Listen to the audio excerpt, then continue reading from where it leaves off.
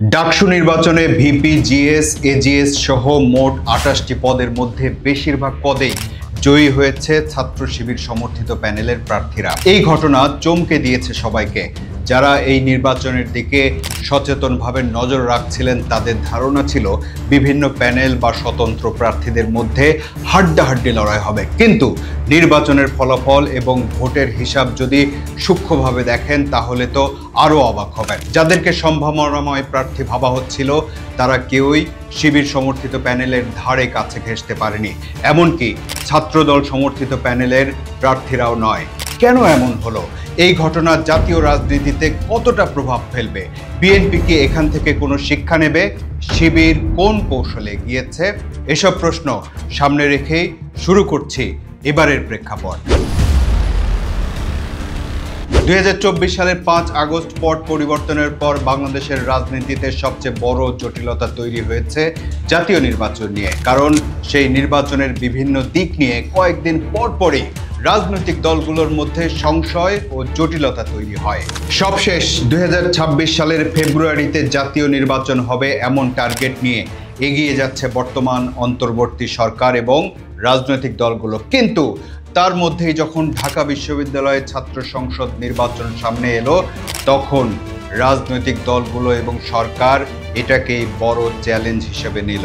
সরকারের পক্ষে চ্যালেঞ্জ ছিল তারা যে একটা অবাধ ও সুষ্ঠু নির্বাচন আয়োজন করতে সক্ষম তা প্রমাণ করা, আর এই নির্বাচনের মাধ্যমে রাজনৈতিক দলগুলোর সামনেও মাঠের বাস্তবতা বোঝার সুযোগ তৈরি হলো। এটা তাদের জন্য একটা চ্যালেঞ্জও বটে। শুধু তাই নয়, নানাবিধ রাজনৈতিক সমীকরণের কারণে দেশবাসীর মনোযোগও কেড়ে নিল এই ডাকসু নির্বাচন।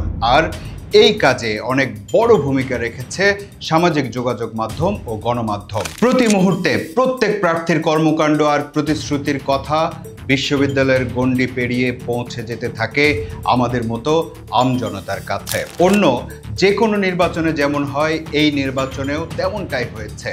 দিন যত যেতে থাকে ততই ফলাফল নিয়ে জল্পনা কল্পনা আর হিসাব নিকাশ শুরু হয়ে যায়। এমনকি শেষ মুহূর্তে এসে মাঠ পর্যায়ের জরিপের পাল্টাপাল্টি খবরও সামনে আসতে থাকে। প্রচারণার কারণে প্রতিদ্বন্দ্বী প্রার্থীদের ভাবমূর্তি এমন একটা জায়গায় পৌঁছে যায় যেখানে কেউই কোনো নির্দিষ্ট প্রার্থীর জয়ের ব্যাপারে নিশ্চিত করে বলতে পারছিল না। বলবে কিভাবে?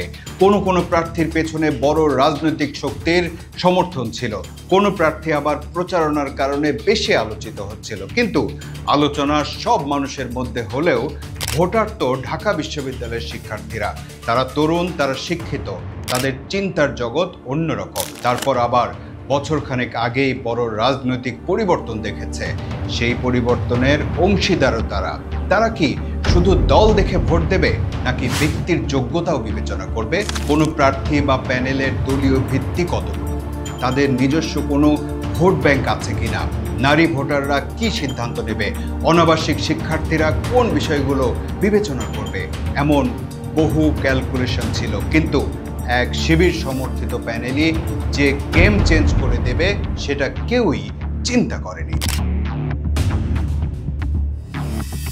এই প্রশ্নের উত্তরে বিশ্লেষকরা বলছেন ৫ আগস্টের পর পরবর্তী সরকার গঠনের ব্যাপারে বিএনপির আত্মবিশ্বাস চরমে পৌঁছে যায়।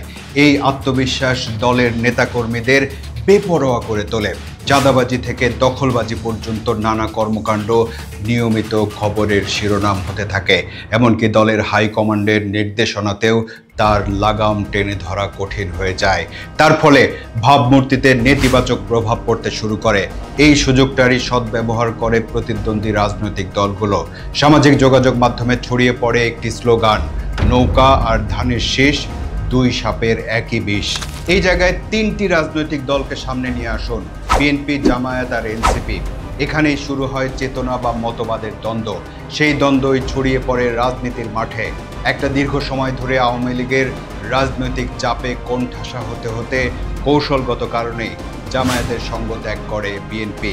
তখন মুক্তিযুদ্ধের ব্র্যান্ডিং এমন ছিল যে জামায়াতের সাথে থাকাটাও হয়তো ঠিক মনে করেনি তারা, কারণ তখনকার প্রেক্ষাপটে জামায়াতের সাথে জোট বিএনপির ভাবমূর্তিতে নেতিবাচক প্রভাব ফেলছিল। সেই ভাঙন আর ৫ আগস্ট পরবর্তী পরিস্থিতি কিন্তু এক নয়। ৫ আগস্টের পর বাংলাদেশের সবচেয়ে বড় রাজনৈতিক শক্তি হলো বিএনপি। বৈষম্য বিরোধী ছাত্র আন্দোলনের নেতৃত্ব গঠন করলো রাজনৈতিক দল এনসিপি। এখন কথা হলো, এনসিপি যদি বিএনপির দিকে ঝুঁকে যায় তাহলে তো রাজনৈতিক দল হিসেবে তাদের অস্তিত্ব জাতীয় পার্টির মতোই হয়ে যাবে। সকল বিবেচনাতেই বহু বিষয়ে মাঠে ঘাটে আলোচনার টেবিলে রাজপথের স্লোগানে বিএনপির বিপরীতে অবস্থান নিল এনসিপি। এই কৌশলে সরকার গঠন করতে না পারলেও হয়তো তারা শক্তিশালী বিরোধী দল হতে পারবে, এমন বিশ্বাস তাদের থাকলেও থাকতে পারে। বিএনপি আর এনসিপির যখন এমন অবস্থা, তখন জামায়াত কি করেছে খেয়াল করে দেখুন। তারা দাবি আদায়ে রাজপথে নামেনি, পাল্টা বক্তব্য বিবৃতিতে তেমন যায়নি। কি করেছে? চুপচাপ থেকে গোড়া শক্ত করার কৌশল নিয়েছে শিকড় বিস্তৃত করার। চায়ের কাপে যেখানে রাজনীতি নিয়ে ঝড় ওঠে সেখানে একটা কথা প্রায়ই শুনবেন, আর সেটা হলো প্রশাসনের সব জায়গায় এখন জামায়াতের লোক। এটা সত্য কিনা তা আপনাদের জানা বোঝার বাস্তবতার উপর ছেড়ে দিলাম। ডাকসু নির্বাচনের ফলাফল বোঝার জন্য আসলে এতক্ষণ জাতীয় নির্বাচন নিয়ে কথা বললাম। 5 আগস্টের পর ঢাকা বিশ্ববিদ্যালয়ের ছাত্র শিবিরের নেতৃত্ব প্রকাশ্যে আসতে শুরু করে। গণ অভ্যুত্থানে সাদিক কায়েমদের ভূমিকা নিয়ে প্রায়ই আলোচনা হতে থাকে, কখনো অতি ইতিবাচক, কখনো আবার গুপ্ত দলের সদস্য হিসেবে।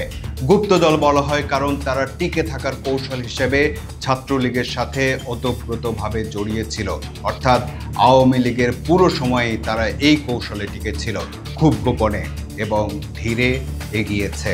দ্রুত ফলাফল অর্জনের চেয়ে তারা দীর্ঘমেয়াদী বিনিয়োগে গেছে।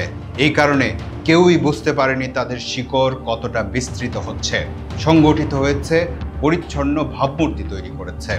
5 আগস্টের পর তারা প্রকাশ্যে এসেছে বটে, কিন্তু কোনো শোডাউন করেনি, অর্থাৎ তাদের নিজস্ব কৌশল থেকে এক পাও সরে আসেনি। তার বিপরীতে বিএনপির মাঠ পর্যায়ের নেতাকর্মীদের কর্মকাণ্ডের যে ভাবমূর্তি, তার প্রভাব পড়েছে ছাত্রদলের উপরও। আবার ছাত্রদলের কিছু প্রচলিত রাজনৈতিক কর্মকাণ্ড সে ভাবমূর্তিকে আরও নেতিবাচক করেছে। বলা হয়ে থাকে শিবিরের একটা বিশাল বট বাহিনী কাজ করে, যারা সামাজিক যোগাযোগ মাধ্যমে শক্তিশালী ভূমিকা পালন করে। আসলেই যদি সেটা হয় তাহলে বিএনপির যে কোনো নেতিবাচক খবর ভাইরাল করতে তাদের ভূমিকা থাকলেও থাকতে পারে। কেউ কেউ বলেন প্রচারণার এই জায়গাটাতেও দুর্বলতা দেখিয়েছে বিএনপি। ফলাফল হিসেবে মানুষ আবারও ভয় পেতে শুরু করেছে এবং এটার ব্র্যান্ডিং হয়েছে যে আওয়ামী লীগ যে প্রেসক্রিপশনে চলতো, বিএনপিও এখন ঠিক সেই প্রেসক্রিপশনে চলে। এসব কারণে পরিবর্তন চাওয়া মানুষদের মধ্যে এক ধরনের আতঙ্ক তৈরি হয়েছে। তারই প্রভাব হয়তো দেখা গেল ডাকসু নির্বাচনে। এবার তাহলে প্রশ্ন করতেই পারেন যে এনসিপির যে ছাত্র সংগঠন বাংলাদেশ গণতান্ত্রিক ছাত্র সংসদ, তাদের সমর্থিত প্যানেলের এমন ভরাডুবি কেন? একটু আগে বলেছে বিএনপি আর এনসিপি নিজেদের মধ্যে রাজনৈতিক প্রতিদ্বন্দ্বিতা করতে গিয়ে নিজেদেরকে আর ভোটারমুখী করতে পারেনি। শত্রুতার কারণেই হোক আর বাস্তব পরিস্থিতির কারণেই হোক, একে অপরের অপকর্ম প্রচারেই বেশি ব্যস্ত থেকেছে। তাতে জনগণের সামনে সবার চেহারায় উন্মোচিত হয়েছে। তার কারণে সেখানেও আস্থা হারিয়েছে মানুষ। একটা নতুন রাজনৈতিক দলের মতবাদ আর আদর্শগত ভিত্তি তৈরি হওয়ার আগেই চ্যালেঞ্জের পর চ্যালেঞ্জের ভেতর দিয়ে যাচ্ছে এনসিপি। খেয়াল করে দেখুন, জামায়াত বা শিবির কিন্তু এই গেমেও নামেনি। এই প্রশ্ন হয়তো অনেকের মাথাতেই কাজ করছে। বাংলাদেশের রাজনৈতিক সংস্কৃতিতে এমন চিন্তা মাথায় আসাটাও কিন্তু অস্বাভাবিক নয়। এটা কতটুকু সত্য বা কতটুকু মিথ্যা সেটা বিচার করতে যাব না, শুধু এটুকু আমরা বলতে পারি যে গেমে সবাই ছিল। কারো কৌশল ফলাফল বয়ে এনেছে, কারো কৌশল সেটা পারেনি। সবশেষ কথা হলো, এই নির্বাচন থেকে কি বিএনপি বা অন্য রাজনৈতিক দলগুলো শিক্ষা নেবে, বা শিক্ষা কি নেওয়া উচিত? জাতীয় নির্বাচনে এর কোনো প্রভাব পড়বে নাকি এখানেই শেষ? দেখুন, বিএনপি হলো বাংলাদেশের বড় একটি ঐতিহ্যবাহী রাজনৈতিক দল। আগেও সরকারে ছিল, ভবিষ্যতেও হয়তো থাকবে। ডাকসুর ঘটনা যে শিক্ষা দিচ্ছে তা হলো বিএনপির কিছু নেতাকর্মীর কর্মকাণ্ডের কারণে দলের উপর যে প্রভাব পড়েছে বা ভাবমূর্তির ক্ষতি হয়েছে, সেটা দলের নেতাকর্মীদের কর্মকাণ্ডের মাধ্যমেই ফিরিয়ে আনতে হবে। আচরণ এবং কৌশলে পরিবর্তন আনতে হবে, না হলে অতিরিক্ত আত্মবিশ্বাস আরও বড় ক্ষতি ডেকে আনতে পারে। প্রভাব পড়তে পারে জাতীয় নির্বাচনেও, কারণ প্রতিদ্বন্দ্বী রাজনৈতিক দলগুলো জাতীয় নির্বাচনের জন্য কি কৌশলে কাজ করছে সেটা তো পুরোটা সবার কাছে প্রকাশিত নয়। আর জাতীয় নির্বাচন তো আরও কয়েক মাসের ব্যাপার। এর মধ্যে অন্য বিশ্ববিদ্যালয়গুলোতে যে ছাত্র সংসদ নির্বাচন হবে সেগুলোতে কার কৌশল কি ফলাফল বয়ে আনে সেটা দেখা যাক।